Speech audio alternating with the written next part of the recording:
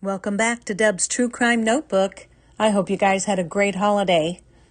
We have new information in the potential appeal for Richard Allen. Let's get into it.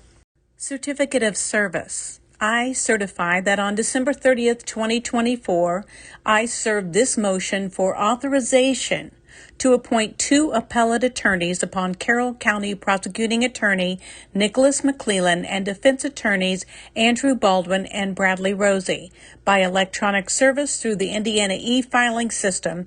Respectfully submitted, Amy E. Carrozas, and she's a state public defender. We also have a court filing by trial counsel for a precipice for transcript and refers same to appellate counsel, the state public defender, for review. And that is signed by Francis Siegel, special judge. Just a reminder that a precipice for a transcript is a document that requests a transcript of a court proceeding, and the precipice should include the following information: the case caption, case number, date of hearing, judge assigned to the case, the parts of the transcript to be included, the name of the court reporter who took the proceedings, a deposit for the transcript if required. And here are some additional things to know about precipices for transcripts. The precipice should be filed with the clerk of the court, and a copy should be given to the court reporter. The court reporter is responsible for preparing the transcript and filing it with the court appeals. The court reporter will provide an estimate of the cost of the transcript, and the person requesting the transcript is responsible for paying for the transcript. If the transcript is not paid for, it will not be filed and will not be considered for objections. The person requesting the transcript should contact the court reporter to make payment arrangements. Now, the reason this is important for you and I is that once the courts or the defense or the prosecution has requested the transcript, the cost will go down significantly.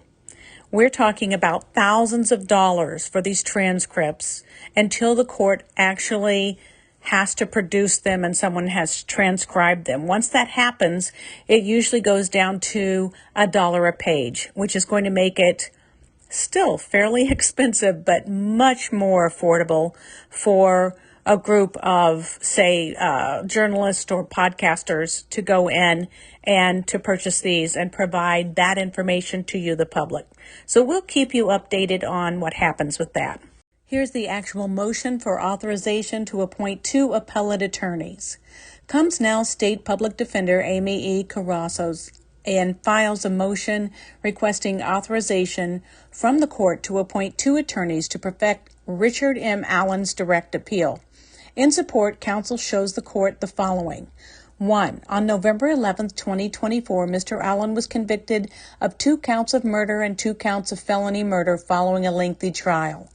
On December 20th, 2024, the court vacated the 2 felony murder counts, sentenced Mr. Allen to 65 years on each remaining murder count, and ordered the sentence to be served consecutive for the total sentence of 130 years.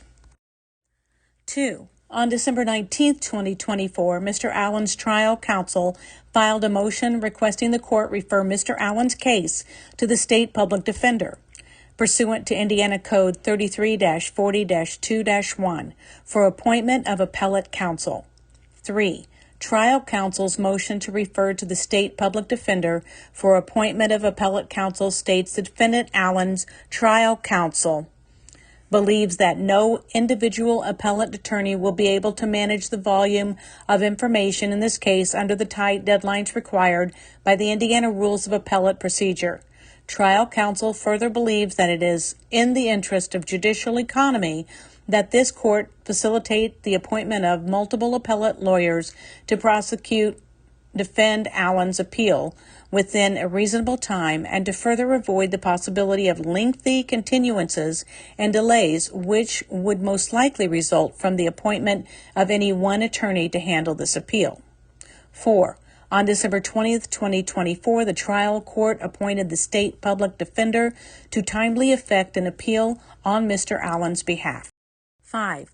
Following her appointment, undersigned counsel has consulted with several experienced appellate attorneys qualified to handle a murder conviction appeal and has concluded that the case calls for more than one attorney to represent Mr. Allen in the direct appeal to adequately and timely review the voluminous record, multiple pretrial hearings, trial proceedings, and evidence presented in this case.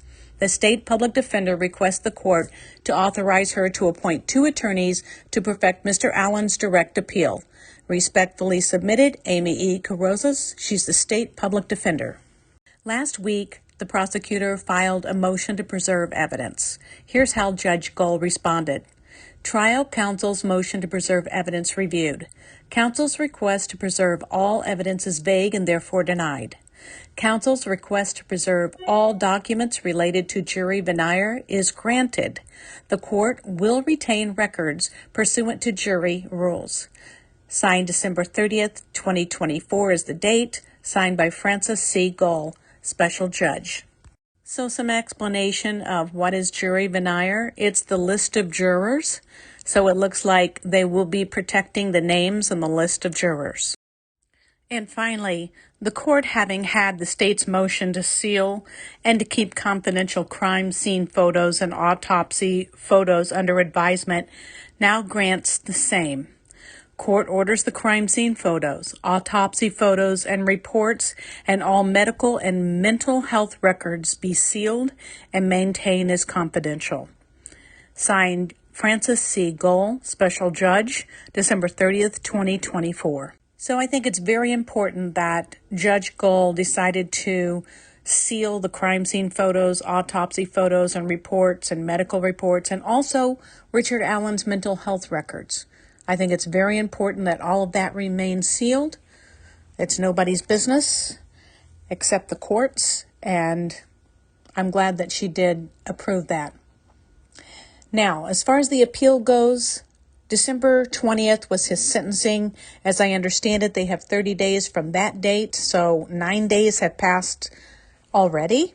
I'm not sure if there's an extension once the motions are granted by the state defender.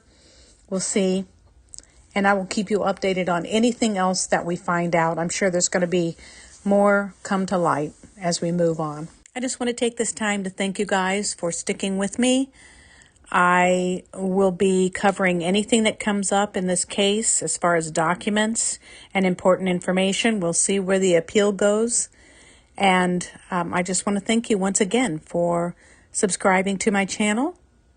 And we'll see you next time on Deb's True Crime Notebook. Don't forget to like, subscribe, ring the bell for all notifications. And if you're not receiving notifications, try ringing that bell, clicking on the bell to see if you can get that as well. And also, leave us a message. Give us your thoughts. We'd love to hear your thoughts, but I'm going to ask that you be respectful. You don't need to come into the comment section and say anything nasty or mean, or put down anyone. We all have our opinions. We're adults here. Let's act like it. But I do love to hear your comments when they are done in a respectful way. Even if you don't agree with what I am saying or what others are saying, as long as you say it respectfully and you want to just have a good discussion, that's okay with me. I'm good with that.